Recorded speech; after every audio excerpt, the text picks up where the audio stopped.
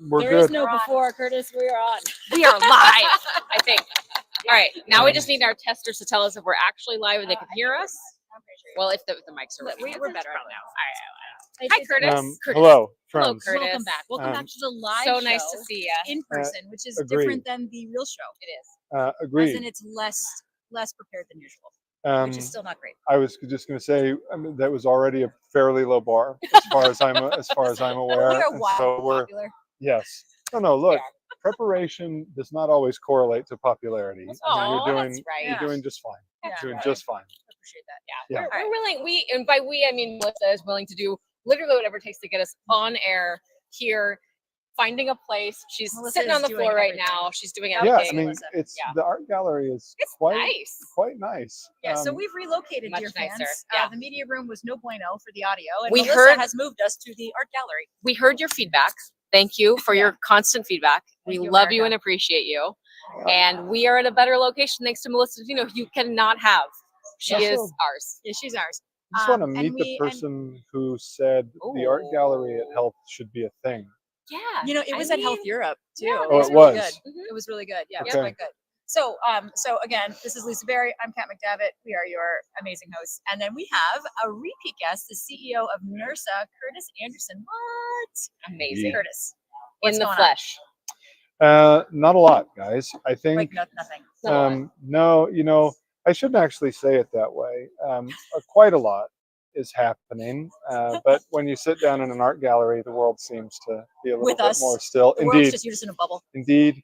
Yeah, health this year is great. It comes on the tail end of about 6 weeks of time on the road, spending time with partners Must and be exhausting. users, Me and too. just a really incredible fall. It always seems like fall is the time Conference for season. stuff Yeah. in healthcare. I don't know why we do that to ourselves, Mm. right as the flu is That's ramping up for the year. But it's been a great run, and we're busier than we want to be. Nice. Awesome. Actually, I want to take a minute to shout out Walgreens, where I got a flu shot on the expo floor Today. today. So- Today, literally today. I was going to save that because I was going to have a discussion about friction in healthcare and how Lisa went first in the Walgreens line. I have not gotten my I flu see. shot either. I filled out the form, y'all, and I waited, and Lisa got her thing done, and then I stood there for approximately 3.5 minutes It was 3.5 while they minutes, went and through she their left. iPad, and I was like, Gotta go. yeah, left without being seen. LWOBs right here. That So was I- as like, I much can't- time as she was I'm willing to hungry. give. I that was hungry. 3.5 Yeah, minutes. I can do it. I did it last fall, and that turned out to be quite convenient. Mm. Yeah, while well, I'm glad I that was worked at the out for you. show. I Yeah, will Yeah. probably get the flu at this show. So From Yeah. me. yeah, Yeah. yes. just wash your Yes. hands. It depends on if we're talking RFK as our new Secretary of Health or not. Yeah. Anyway, so I'm Curtis. pro-vaccine. Oh, well, me too. I'm not into waiting. I like That's all the different. vaccines. I'm into. more than Yeah. cat. Anyway, the point is, I'll do it later. The point is, so Curtis, Mhm. NERSA, NERSA. what's NERSA. going on? So, we've been hearing a lot of scuttle in the market about Oh. how groups like NERSA, some of your competitors, Mhm. y'all are just like too expensive. True, This is false. What's the worst? You may want to remind the audience what. Yeah, NERSA tell us is. what. Yeah, Yeah, absolutely. So again, NERSA helps managers with short-term shift needs match with the lowest cost reliable nurses to fill those needs at the bedside. Yeah. Tons of it is short-term. Better than 50% of it will match and fill on our platform within 24 hours of the shift start time. So this is last-minute, just-in-time needs. Nice. Generally, what we do see is that as we come in the door and help people solve for that need, that usage patterns tend to lengthen out over time. And what we find in that sense is we're able to develop much better partnerships with the facility side of the platform, because we can help them solve for things far in advance.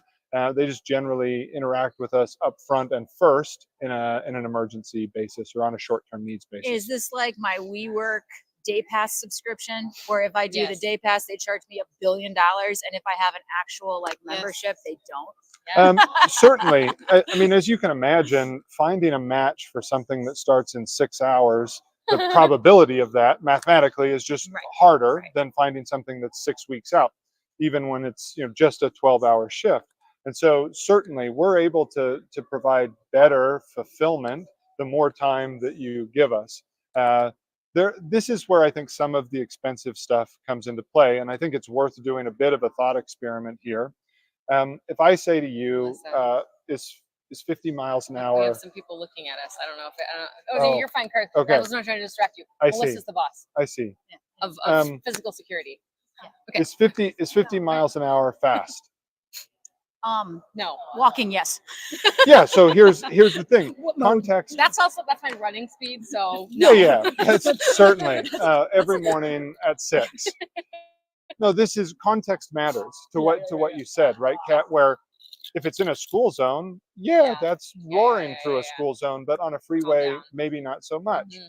So much of what happens to evaluate the expense of contingent staffing, a large part of the industry handles those decisions in a supply chain department today. Mm. Well, supply chain has a tendency to make decisions differently than a recruiting or a people-based Sure, function. sure. And so when you're looking at the expense, without any additional perspective, I think perhaps you could make that case. But when you start to evaluate what's the cost of turnover, and that there's a lot that goes into that. What's the cost of burnout? Yeah. What's the cost of consistently high vacancy rates? What's the opportunity cost of an unfilled bed? Even something simple. What's the cost of a new hire to get a new nurse acclimated to an institution, to a Yeah. facility? When you start to put those things into perspective, NERSA is actually the lowest cost reliable method to get someone through the door. We don't have higher away fees. There's no contracted rates, and so you're as close as one shift away from being with someone who will work with you. We just finished a nationwide survey, better than 2,000 clinicians. 72% of those surveyed had a full-time job and were leveraging this as supplemental. Nice. Of that That's 72%, interesting. better than half were looking for full-time engagement. So their next job. This year, we've had 28% of the nurses on the platform that end up taking a full-time job with the Wow. facility that they fill the Oh, shift right on. at. Cool. That's And very so when you start to evaluate holistically, no, we're not expensive.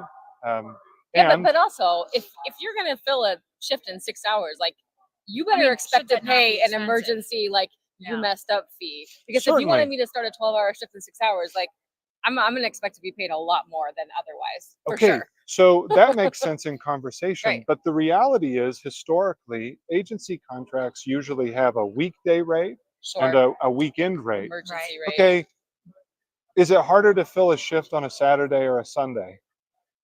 Depends. It depends on, okay, again, context matters. But one of those 2 days is more expensive. So why are we paying the same for each day? This is a very simple dynamic where we understand this in healthcare really well when it comes to helping solve patient clinical issues, that sickness, right? Mm-hmm. You don't want to tackle symptoms, you want to tackle root causes. And we get that in a doctor's office. We've demonstrated time and time again that we can help work backwards.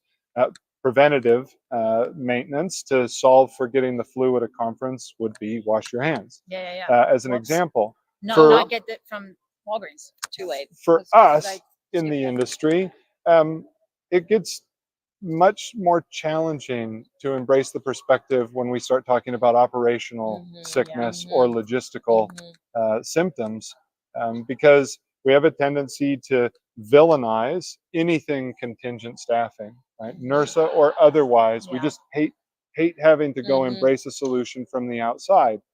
Well, that's probably fine thinking when you're talking about a neural surgeon or even something like an NP, but an MD certainly. Yeah. When we start to think about the way that it works for nursing, we can be much more elastic.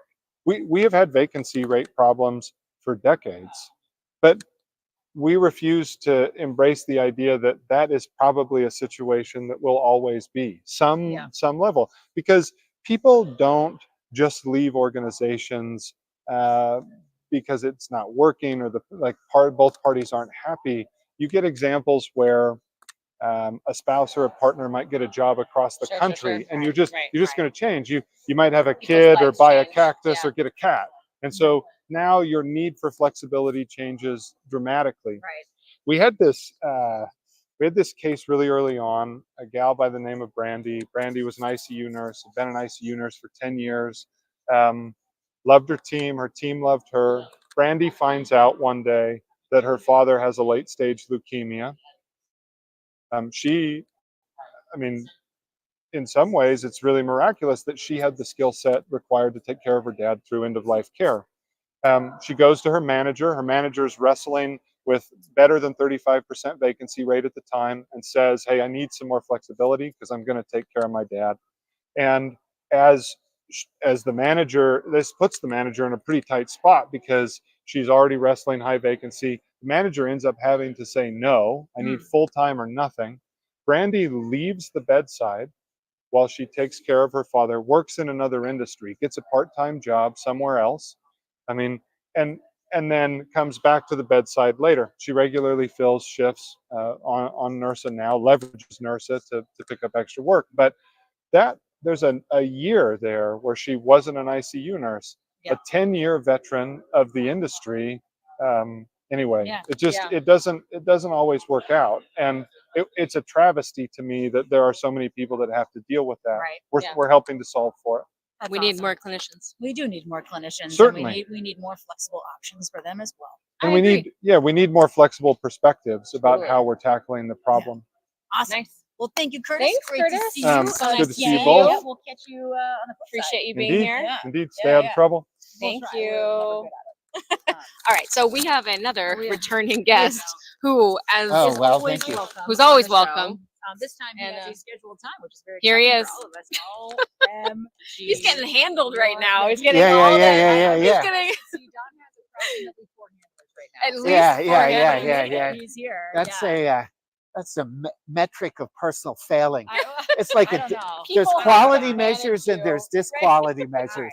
so y'all, this is repeat guest Dr. Donald Rucker, former national coordinator and current chief strategy officer at One Up Health. Yes, exactly. So here he is, and Don always has the best clips from our show because he tells Such us good whatever he ones. wants. Yeah, And also, Don, what a time for you to be on our show. What a time. what a time. What a time. There's so many things Don, do happening you in feel our like we've, industries. have we been staying out of trouble? Yeah. Well, I heard there was an election. I didn't know anything about it, but Yeah. I heard, Well, that's Yeah. what we heard too. I don't And- know. And You made a deal with Kat, right, about the principal deputy thing? Like she's going to be the principal I deputy. thought she was going to be the national Oh, I coordinator. don't know. I don't know. I don't think I'm smart enough for that, but I am smart enough to be Steve Pa's next boss. So you just let me know. Let me I know. thought you guys already made that deal. I'm not really sure. Yeah, I don't know how. I don't know how that works. Yeah. Well, I don't. I hear there's something about like you have to give up your stock. You have to put it. yeah. You have to put it. You have to It's put not it. gonna work. Yeah, I and then think they I were think trying for to those of us who have stock or stock gonna options, work. She's not going to yeah, do it. government service has a huge price What's the potentially. damper So on that one? yeah, Yeah. you're thinking, Probably Let's not for see. me. I'm Probably in, not- I'm probably in an not. interesting startup. I'm going to do what? Yeah. No. Thank you, Probably thank you, Probably thank not you, for me. but no thanks. But that's fine. Yeah. So Don, what do you think? What is going on in health? Like, what are you doing? What you doing here? What are you here? Um, Gambling. Besides being on our show, of course. besides being on your show and besides gambling, I mostly just gamble with my career, honestly, doing Understood. IT. That was the main gamble. Yeah. Well, Yeah, the rest of it, do you feel right? like you- Instead of like, did you win? doing like Did you a win? remunerative, well, the jury's out, but not yet. He could have been a highly reimbursed medical doctor. Yes, exactly. Oh, I look could at have been doing Weren't you like procedures. an ED doc where you made a lot of money? Well, I should have been like a radiologist or something. But yeah, anyway, they seem like they A bring chill the bank. specialty. yeah. You get to be by yourself in a room. Yeah, well, quiet. you know, there's a great Great. book, sort of sacrilegious, from 40 or 50 years ago called The House of God, which Oh, is about Beth Israel Mhm, Hospital. mhm. And they had this concept of NPC, medical specialties, where NPC stands for no patient contact. Patient contact. Quality. So anyway, Patients need things, Yeah. rightfully. Yeah. so not but having patient contact yeah. was good. So anyway, so I didn't do that. Took the other path. Oh. Well, to get to the question, I think the really interesting thing to me these days, and there are a lot of companies that health that sort of get into it in one way or the other, is what to do about Medicare Advantage. Tell We us also more. think about I that. think that You is know, we single-handedly destroyed Medicare We are Advantage the- by complaining about it on our show. Yeah. It was us, Don. very You? influential. Okay. Our 12 followers, they heard us. They work for the federal Okay. government.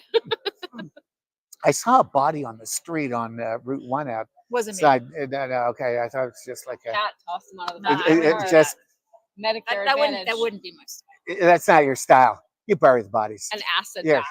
Yeah. style. Oh God, I don't want to go there. God, I don't tell us about Medicare Advantage. I don't want to go there. God, what did I get into?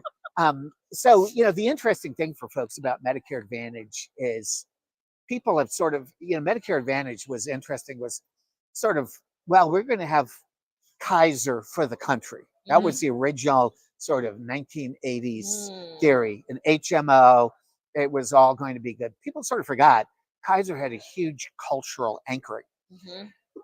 But if you strip that off, you're trading the moral hazard and fee for service of doctors to do doctors, hospitals, everybody else doing too much for the moral hazard of doing too little.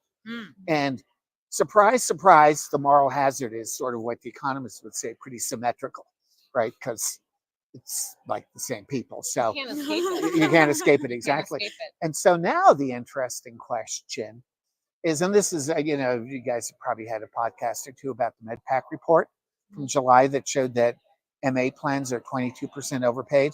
So MedPAC for folks, MedPAC for folks is the congressional agency. It's not part of the executive branch, which almost every other agency is.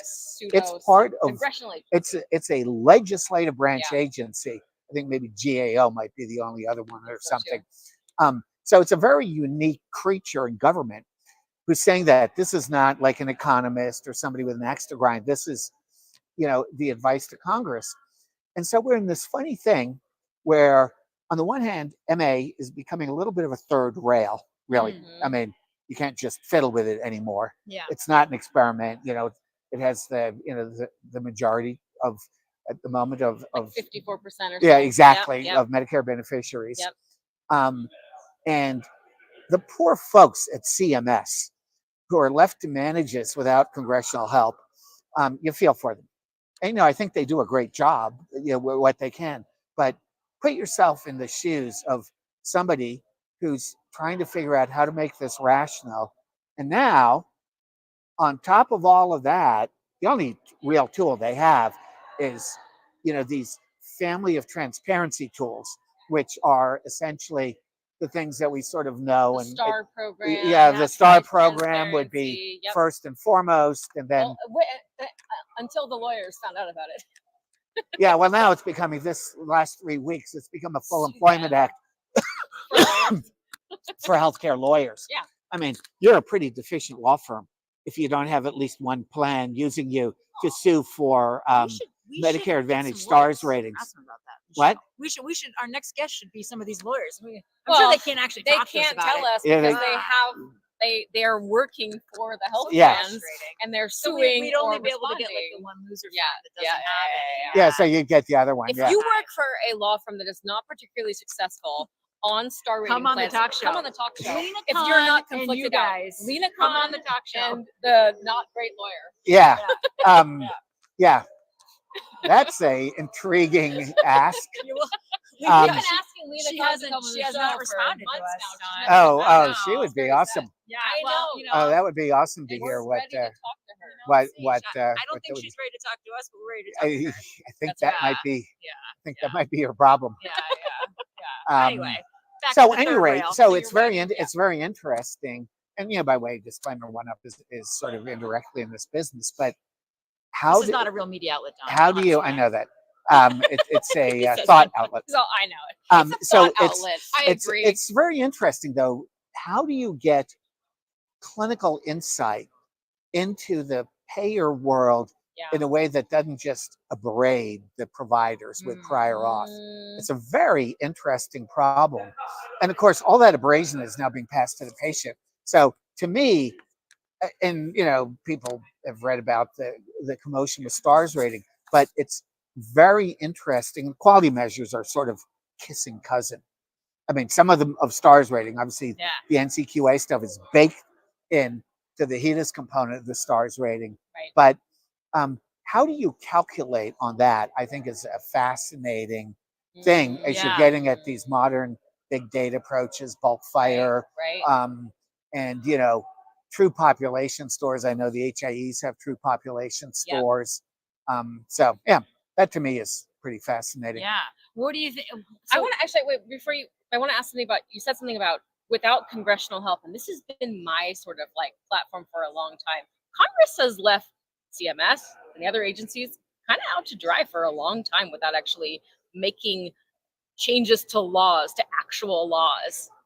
Yeah, There's and some limitations there well, I think you're spot on. The challenge for them is, to not accept. well, the challenge is campaign okay. donations. No, that's not the challenge. Well, that's not going to happen. At least as a socialist. I mean, Yeah, I know. I know that. I'm aware of that. I've campaign noticed. finance reform. I've noticed that in all of its manifestations. But the challenge is, it's not immediately obvious what you would do. I think. I mean, if you think about it, okay, well, capitated this, moral hazard that. What would you actually do, right? You can do something as CMS has done on, well, we're going to change the prior auth reporting requirement. But unless you actually, as long as your core strategy is to have patient disenfranchising payment models, which is what we have throughout the American healthcare system, right? Whether it's commercial, Right. Medicare, Yeah. fee for service, Medicaid, Medicare Advantage, as long as you have patient disenfranchising payment models, you're never really going to have a good outcome, because patients are pretty smart about their care. And we have created now generations of people who are not even honestly capable of making healthcare decisions, because we've collectively lost the decision-making smarts. We've lost the infrastructure to think about healthcare choices. I mean, it's interesting in health. There are a lot of companies who are founded on the assumption that patients are agents of their destiny. Oh my gosh, I think patients are not consumers, and I will fight anyone who says that a patient is a consumer. But not even Jesus that. Christ. Not They even can't that. be consumers. But They could be in a different. Fully. Well, they're blocked. That's the thing. Yes, They could absolutely be consumers. It's like system change. But though. yeah, you have to enable people to be consumers. I mean, nobody can, and like a lot of my colleagues, well, patients aren't smart enough to do that. Yes, they are. That's not right. Yeah, they're just like, That's there's just no bullshit. just Patients can figure disenfranchised. out totally Disenfranchised, complex things, yeah. right? I don't know what's in the iPhone or Android, but I know how to use it, right? Patients are totally smart. That's what we have branding. Yeah. That's what we have ratings. That we have all kinds of tools, and we figure out all the rest of our stuff. I mean, who has even opened the hood of your car? Honestly, these days. I don't have to. There's nothing inside there anymore. It's an Well, electric you have vehicle. an Because e-car. she's Yeah, I knew that. Sorry. But for those of us who are still in the ice age. Do you think Elon Musk? For those of us in the to, ice. to be clear, I drive a Land Rover, so Okay. For those of us in the ice age, type of thing. I actually mostly use public transportation. Let the record show. I live right off a bus stop, and Speaking of a social, and use the metro extensively. So let the record show. Lucky you. And when the whole time I was at ONC, I used the subway to get to work. So let the record show. Let the record show that. But we've disenfranchised consumers, because I refuse to believe that Americans don't know how to shop.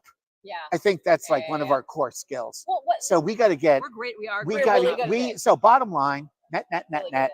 We have to get the ability of patients to shop and have control of their care back into these things, and then the rest of the system. Now, how you do that is it should be illegal. So my husband almost Kefka? chopped off his thumb. Oh, sorry. Don't tell anyone that. I do. My husband went to the urgent care because he almost chopped off his thumb, and it was my fault somehow. Everyone who's married knows how that works out. And Because you came at him with a cleaver, or what? don't. Yeah, right. The details don't matter. Yeah, And details so don't we matter. showed us, Yeah. like that body, and and then they charged us a lot of money, coded incorrectly, which I tried to challenge. It's fine. And they told us after, said, well, if you had just said you don't have insurance, we would have given you 50% off the bill. And I'm like, but what was the bill? How would I have known? And also, aren't you supposed to say you have insurance if you have insurance? Speaking of shopping, if there's all these structural things, I can't even negotiate. Well, that's know what it costs. I mean, that's the whole problem. Is we need we absolutely need way more of a digital economy for Yeah. transparency, for choice. Mm. And so I think it's incumbent on folks to figure out, and obviously you guys have been huge proponents of this, but to figure out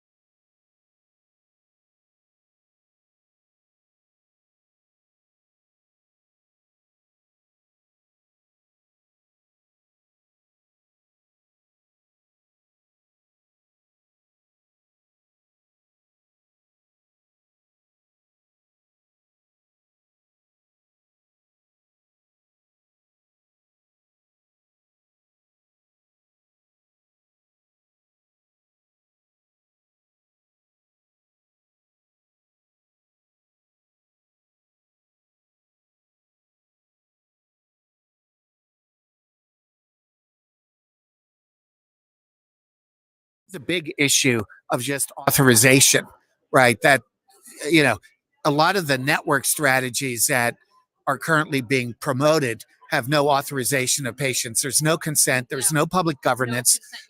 There's no consent, and there's no public governance, right? So HIE is a public governance. But if you have neither of those two things, bad things will inevitably happen.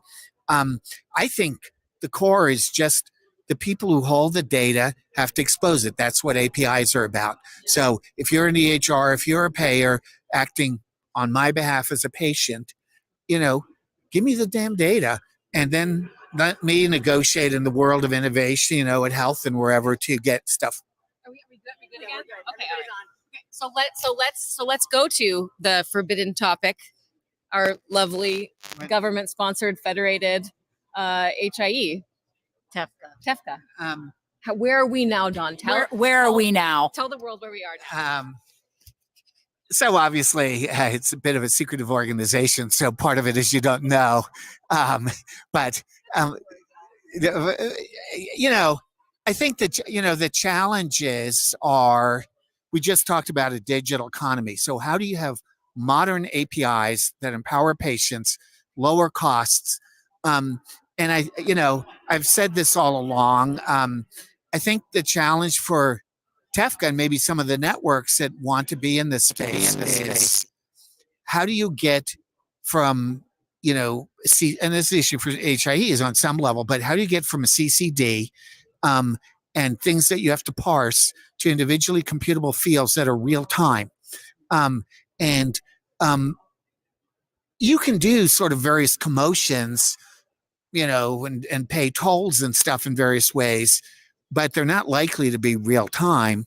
And if you want to have modern stuff, the rest of our lives are totally real time on all of this digital app stuff, right? There's no app where I'll give you the answer in a day type of thing. It's just instant.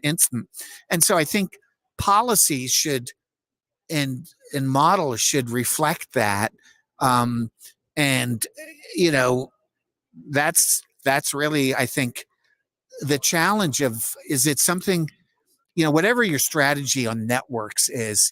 And one acid test of that I think is very interesting is the concept of, we've talked about interoperability in healthcare since we were born, kind of thing. Or before we were born in your case, but just shortly after in my case. But the real issue is it's not just to move data around, it's to do something with data. It's to make patients' lives better, to have new business models.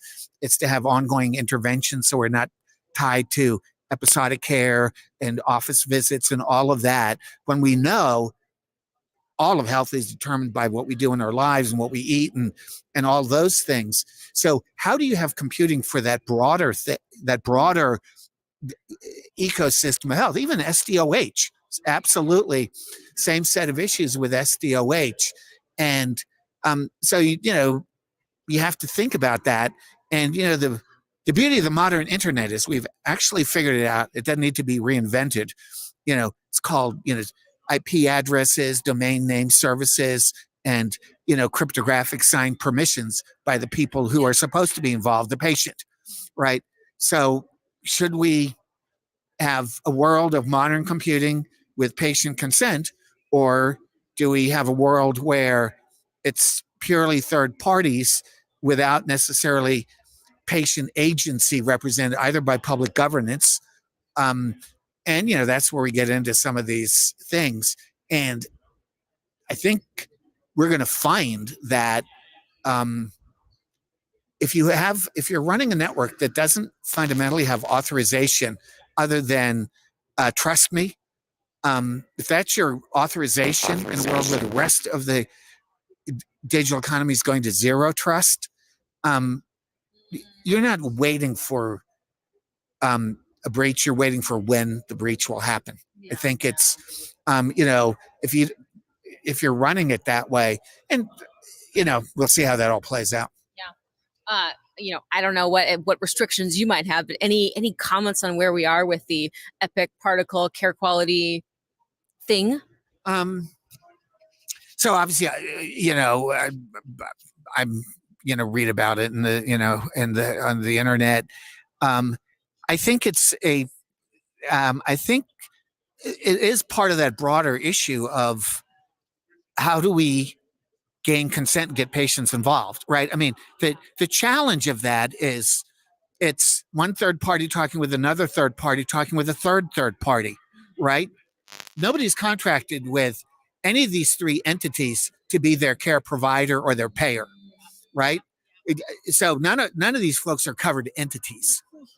So it's various layers of business associates, dancing amongst themselves, Right. and Extracting value. Making money.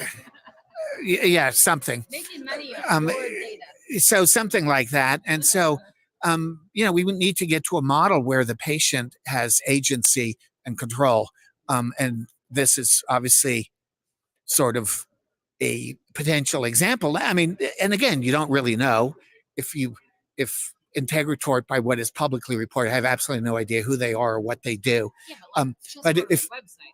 Yeah. What? I mean, you just go to their website. Well, I haven't done. We didn't do I haven't done that. You should. Yeah. So, but let's take them at their word that they're, facilitating lawsuits. Whatever. I was always amazed. Once I was home with a cold when I was working in Boston as an ER doc. And so I decided to watch daytime TV because I was just so under the weather. And I had the realization every ad, like on some 11 o'clock daytime talk show, was about suing your doctor. And it was like, man, I'm lucky I've never been sued with all of these ads. But anyway, so I don't know what they do or what any of the third parties do, but I think we need to have patients back in and have patient consent and have platforms, whether it's somebody like One Up Health, that allow stuff that will benefit patients and be appreciated by patients. And, all of that comes down to modern computing. So I would leave the audience with the fact, don't think of interoperability as shuffling of some version of a static file. Think of it as how you're going to do computing to change people's behaviors and lives and communicate. And that's the real thing. And that is, if not the ultimate test of does this directly benefit patients, the intermediate test is if you can't compute in real time in a rich, robust way, even using all the AI tools, we've talked about at this show, there's something wrong. So anyway, I like it. Something wrong. Well, thank you, Don Rucker. Thank you, Don Rucker, Medical for all of doctor your. Don Rucker. I'm sorry you didn't choose a more profitable specialty to go into. Yeah. But we're glad you're here. It happens sometimes. And let me know when you want to go into consulting. He's doing it now. Yeah, He's doing it now. I'm Look at this guy. Look at this I'm guy. hesitating. Yeah, awesome. That's what I'm talking about. Nice. Okay, All right. well- I think Kristen's over there. Don, Okay. Don Thank is you, always welcome Don. On the show, he may show up Don, in you're a always second. welcome. Right over there, next to. Okay, we Oh got. my we got- we gosh. have the- All right. You guys are running it. Intermission. While intermission. Melissa grabs our we have next. the clown show coming up next. Oh. Well, we have Okay. so 50% of the next two guests who are coming together 50% of the next are- two guests. It makes no sense. are the clown show, and Oh, we okay. have one legitimate guest. So you They guys have are- to share you're the gonna seat. have to snuggle. Oh Lord. Oh, now Don and Matthew are Okay, there's already the Anthony, come on here. you Come- guys. come There's a here. disaster. Well, Anthony, okay, listen, these people. Okay. Oh, you gotta get more in. Say woo! hello. Everybody Hello. loves Anthony. We gotta all scooch in. Hi, hi. We have Oh my one gosh. mic and Oh, what are we doing? 70 What are we doing? people. What are we doing? What's it? You know, I do appreciate that. Hi, Matthew, Kristen. you are on a live show right now. Everyone can see you. Okay, here's Don't give here- Kat affection here- love. no, He Oh, no, he sorry. he I can. like you, it's terrible. Fuck you. She Only- is. Anyway, okay. Hey, we only have one mic. You're gonna have to share. This is gonna be this is the hallmark of the show. Our other mics died. So here we are, but it's still gonna be good. Okay, so we have a couple. combo. They requested to be on together, which is adorable. It's kind of like me and Lisa. We are Aw. also on shows together often.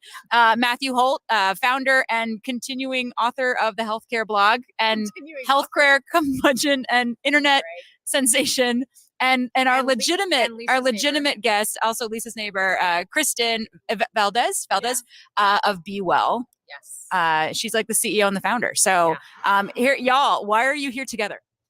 Well, because Matthew's such a curmudgeon and I'm quite an optimist. And so oftentimes when I see him online or social, I want to respond. And sometimes I have to really hold myself back because of the absurdity of a lot of what he says. I thought we were here because, if I remember well, Kristen presented at the San Jose Silicon Valley chapter of Health 2.0 back when Be Well was a tiny little sparkle and dream, and now she's here with billions of dollars to make billions. Of dollars. I'm not. She's basically protecting the interests of selfish, vindictive health systems across the nation by making their customer experience better than it would normally be, and maybe keeping them in business when they should be driven out by consumers running off to somewhere else. I don't know. What else do you guys do? Something like that. Something like that. Okay, that's close. So I have no idea why we're here together because Kristen asked to be, and so I love the whole vibe. I'm into it. Yeah, I love the clown show and the professional show. So the other thing is, Lisa and I That's also the have the camera. problem with Matthew and his comments. Yeah. Sometimes because Matthew often comments on our posts on LinkedIn, and I'm just like, and Lisa's like, He's a classic I hate troll. that guy. That's not it's very strange. I really should be. I should be very careful when I'm insulting Lisa because it's like a 2-minute. It's a 2-minute drive for her to come round and just shoot me in the back of the head and run. She'd be home before anyone finds my dead body. I would be home. I don't have any guns though, so it's fine. Yeah, it's all Yeah. good. No, That's not it's the wrong move. she thinks she's getting one on me. That is not true. I just say he's being a troll, which is true. Would I be a troll? I might make comments. For instance, was it persnickety and irrelevant to point out to Lisa that her representative was not Nancy Pelosi? I knew that. Are you serious? Oh my. Also, by the way, there was some kind of like ultra right wing blogger like Twitter guy just yesterday who also saw her on a flight and noticed how many drinks she had, which is very rude.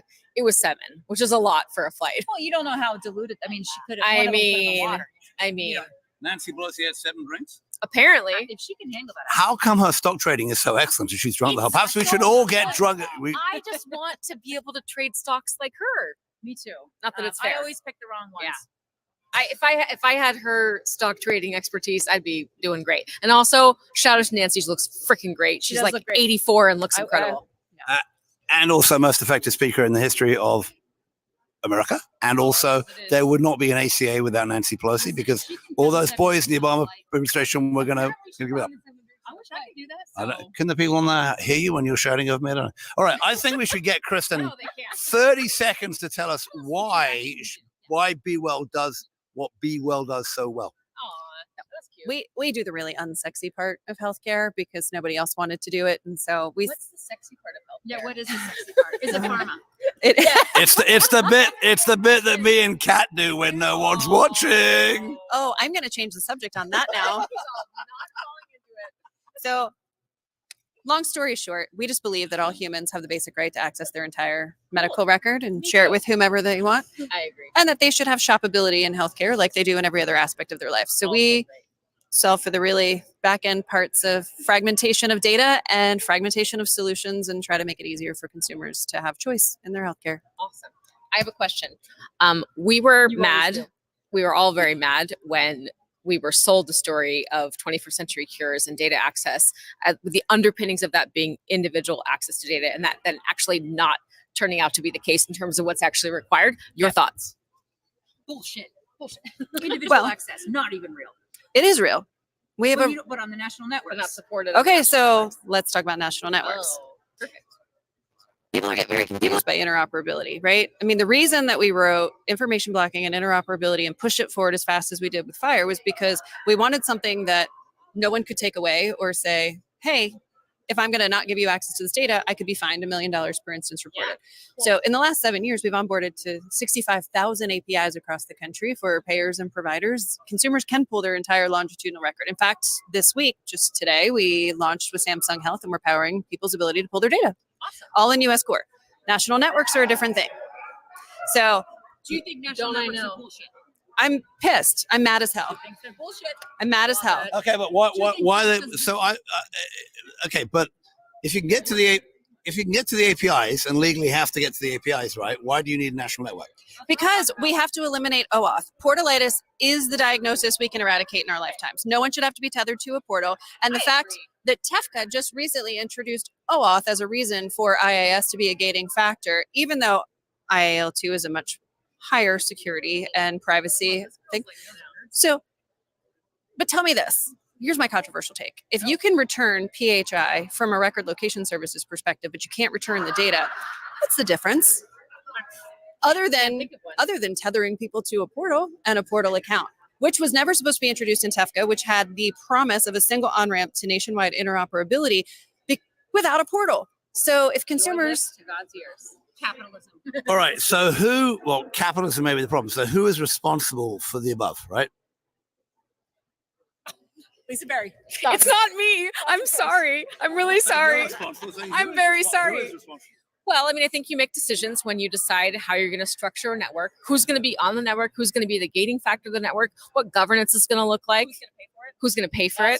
Because it And- can't just be the payers. Well, but because Can't be also the payers. the government was silent on the who pays for what, and that opens up a green field of people saying like, I'm going to do this for what I want to do it for, and that's it. You hungover? Matthew looks a little. I went to bed at 8:30 p.m. and drank a lot of water. Yeah. I feel great. A, not that hungover, and B, just I still don't. Tired of it? No, I'm just tired of this discussion because I know. my understanding is that all the data that you might need is attached to an API somewhere in somebody's system. Well, that's first of all not true, right? And in fact, Mickey Tripathy wrote a very snarky blog post, which is not the same as passing a law or enforcing regulation or doing enforcement like OIG should do.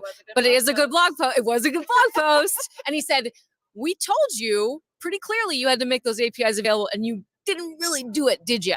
That was pretty much the gist of Most it. people did, but there are a lot of... But they're not all working. They're not all Long tail. actually There's a lot. available. Okay. most of them are. Most of them are. I Let's wanna So it get hasn't credit. worked. Hasn't worked. Who are the people who are not making them available? I want Tell some us. blame. I don't know. Oh, we have Come lots. on.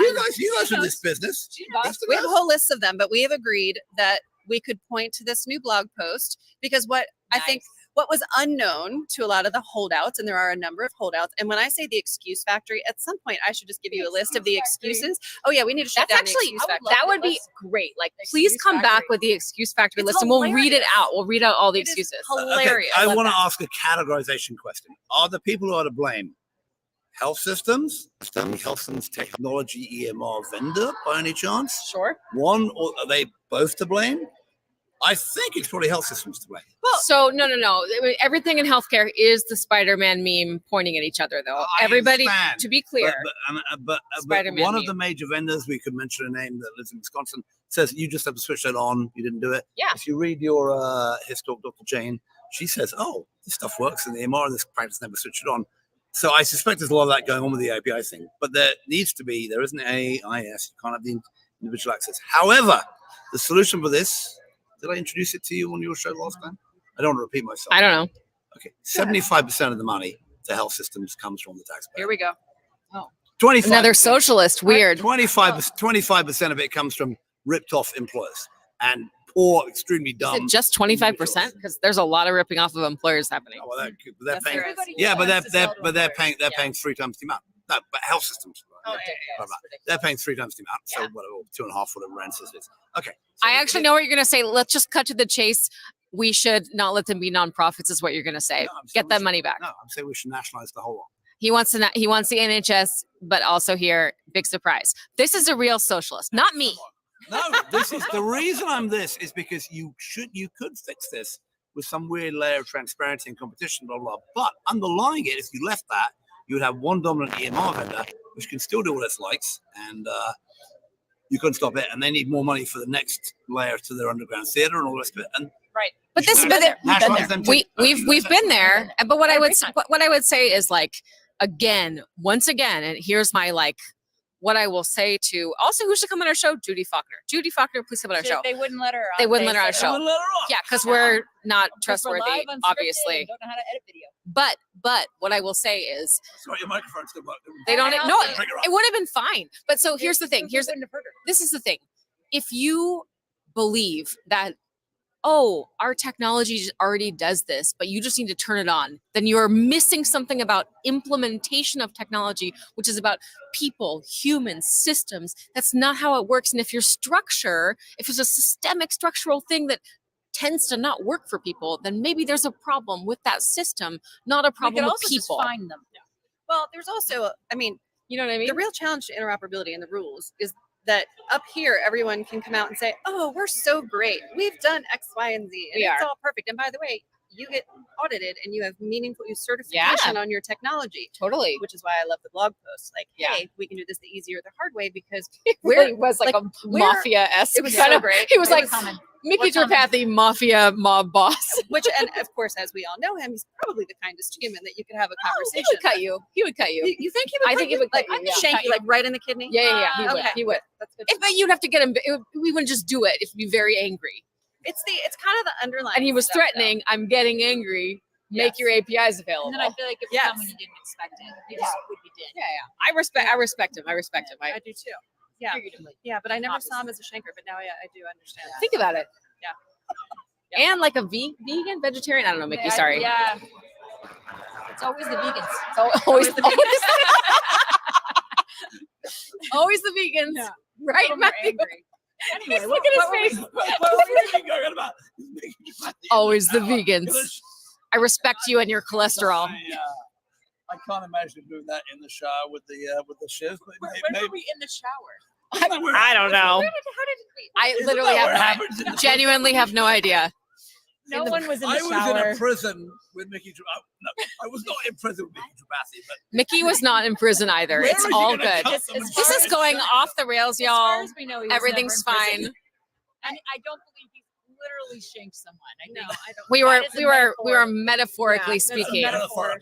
But I do Metaphorically. think that the auditors Yes. who have responsibility for meaningful use certification should also be held accountable to audit criteria. Should they not? I agree. I agree. Yeah. I agree because I worked in an EHR during meaningful use She would've had and the worst one. the worst one. Well, not that's eClinical work still exists. Sorry, guys. And Practice Fusion no, was but pretty bad. all of those companies, including Epic, including every single one of them, fudged a little bit or a lot bit depending on who they were. And that and then you have to say, sorry, certifiers like the certifying assurance labs, certifying organizations, like they should also be responsible. You have to say, like, is this actually working or is it just a fake front you put up, a Potemkin village of meaningful use? And No, you know. it's just like the Russian in the Big reference Short. for you. It's like the bond rating agencies, right? Yeah. yeah. It's not bad. You No, I have mean, to look so- behind the curtain. You but- can't just accept that. But also, we've now moved on, right? It's been a long time since this is the money we spent. Yeah. The taxpayer spent the money. Everyone has now got Epic or whatever else on their desk.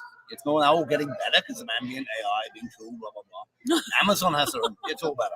But guys, we're still talking about data, Okay, and but data's we're not still- solved. Yeah, But but what about the other access we should points to fix the it. point of care? What about proprietary APIs on things that allow people to book Yeah. appointments, Yeah. transfer scripts, be able to get refills, talk to their doctors? Why are those not in the Well, public if you're gonna create the system that Don Recker was just talking about, a modern computing system for healthcare, you need all those other APIs and services for other things that are beyond just the basic clinical exchange of hopefully not a document, but let's be real, a document, right? So there's more stuff. Back to my. A lot more stuff. You're And telling me. important stuff. Yeah. Because it's not enough to just give people access to data. You could even give They them need all this insights on stuff. top of it. But Yep. if you're going to guide them into actually doing something, which is the promise of value-based Right. care and closing gaps before they even exist, then you have to make it easy for them to do it because we know convenience wins. Yeah, well, like great example, myself, once again, I really need to get that cholesterol test. And I knew enough to, unfortunately, had to message my primary care provider and say, I would like you to order this before I come in so that I don't come in for a physical and you say, let's order your tests. And then I have to come back again and have a conversation. Why? I'm trustworthy. I don't waste any clinical time. I don't waste money for my insurer. They should have let me just click a button and do that because it was obviously overdue. You know, Then they don't get paid twice. correct. And well, they wanted me to pay twice, and I said, absolutely not.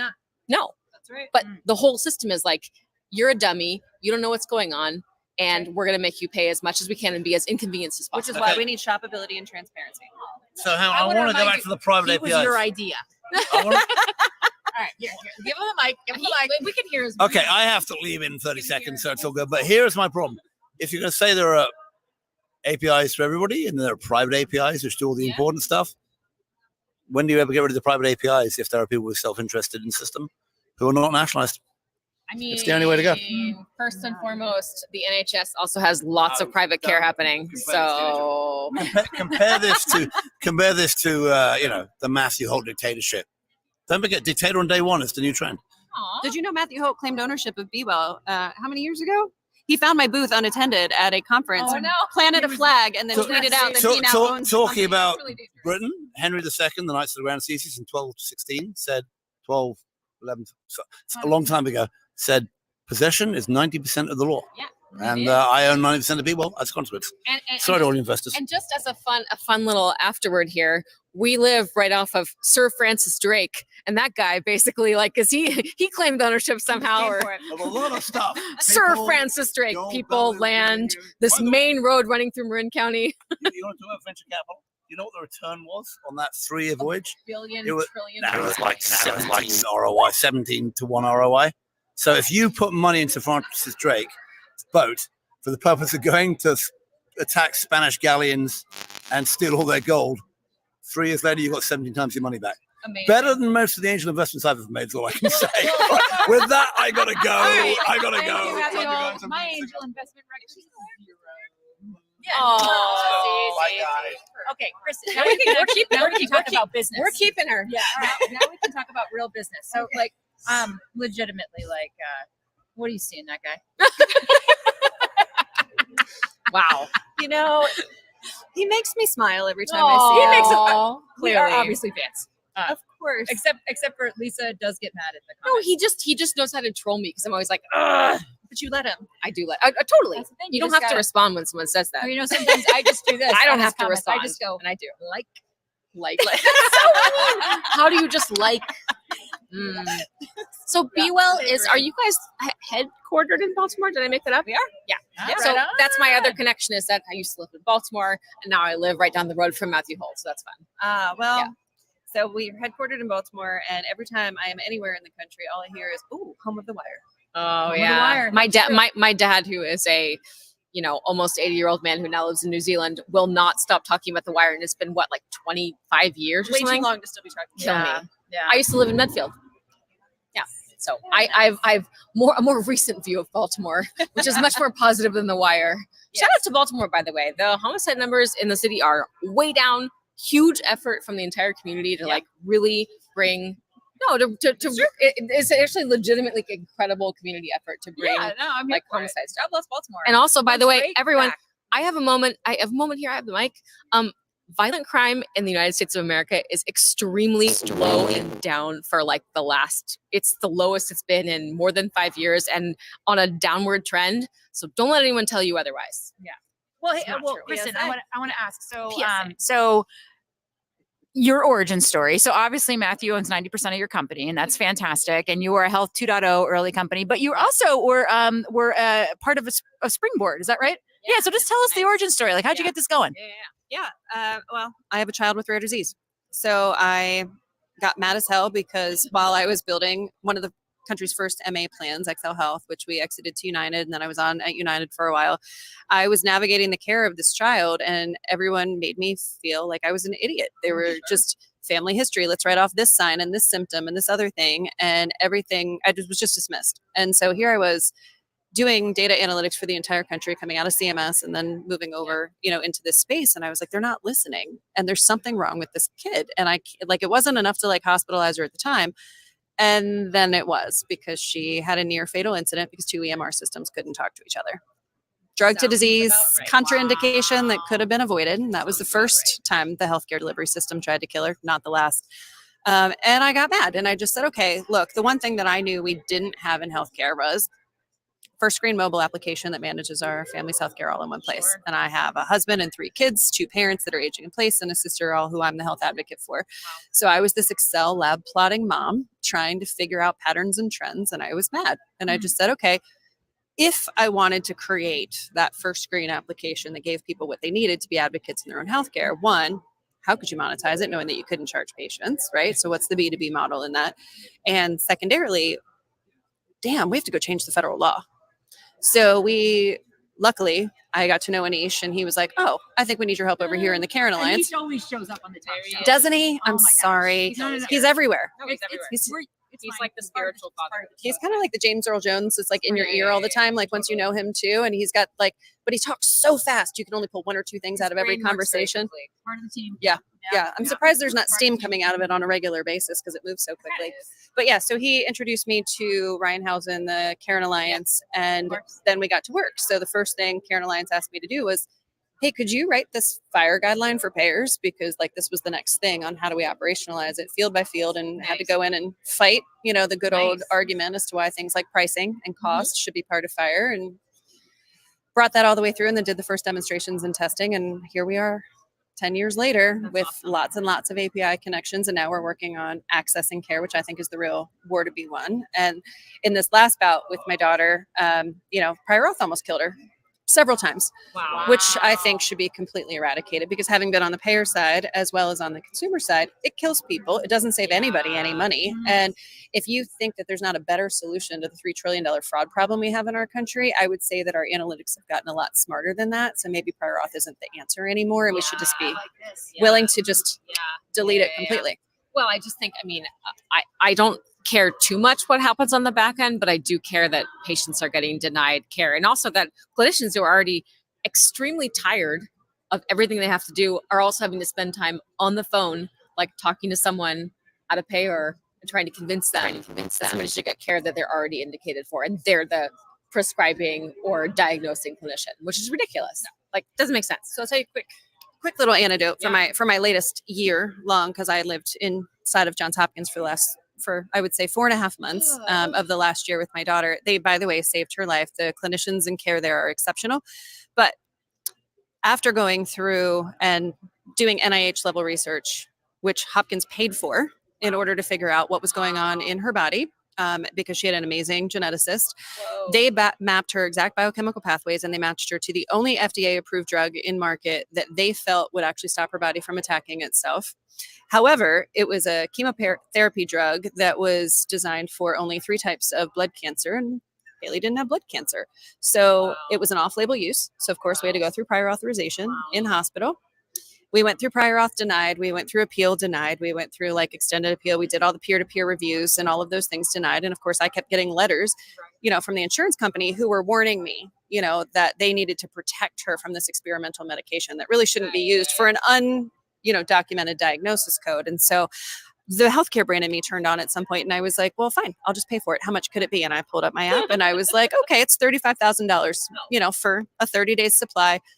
Put me on a payment plan. I'll pay for it as long as I can. I'll go medically bankrupt. Who cares, right? And so then the hospital, unfortunately, had said, well, okay, if you can go to the cashier's office and put $45,000 on a credit card today, we'll administer the drug. And I said, well, she's in a hospital. What do you mean to administer the drug? And they're like, well, we want to make sure that you have the ability and the means, should this drug work to save her life, which is where we were in that moment, that you could have continuity of care when you discharged home. And I thought, okay, well, this is absolutely absurd.